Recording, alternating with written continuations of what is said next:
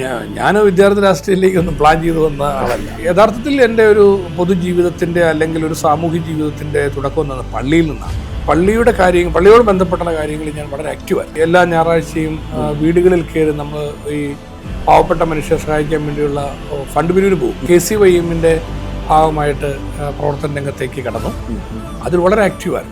യഥാർത്ഥത്തിൽ എൻ്റെ രാഷ്ട്രീയ ജീവിതത്തിൻ്റെ ഒരു കാര്യമായ തുടക്കം എന്ന് പറയുന്നത് കോട്ടയം ബെസിലിസ് കോളേജിൽ വരുമ്പോൾ കേരള കോൺഗ്രസ് കുടുംബത്തിൽ നിന്ന് വന്നവരെല്ലാവരും കൂടി ചേർന്നൊരു KSC രൂപീകരിച്ചു.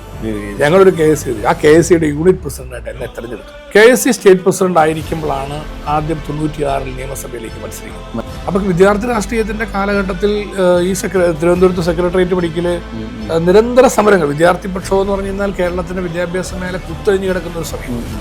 അപ്പൊ അതിനൊക്കെ എതിരായിട്ട് നമ്മൾ എന്തെങ്കിലും ചോരത്തിളപ്പോടെ സമരം ചെയ്യുന്ന ഒരു കാലമായിരുന്നു. അപ്പോഴും എൻ്റെ മന്ത്രിസഭയിലെ നല്ലൊരു മന്ത്രിയാണ് രാജിവെക്കുന്നത്. നന്നായിട്ട് എൻ്റെ കൂടെ പ്രവർത്തിച്ചു, സത്യസന്ധമായി പ്രവർത്തിച്ചു. അദ്ദേഹത്തെ പോലെ ഒരാള് വാക്ക് പറയാൻ അന്ന് തയ്യാറായി. അപ്പൊ അതൊക്കെ ജീവിതത്തിലൊരു വലിയൊരു അനുഗ്രഹമായിട്ട് ഞാൻ കരുതുകയാണ്.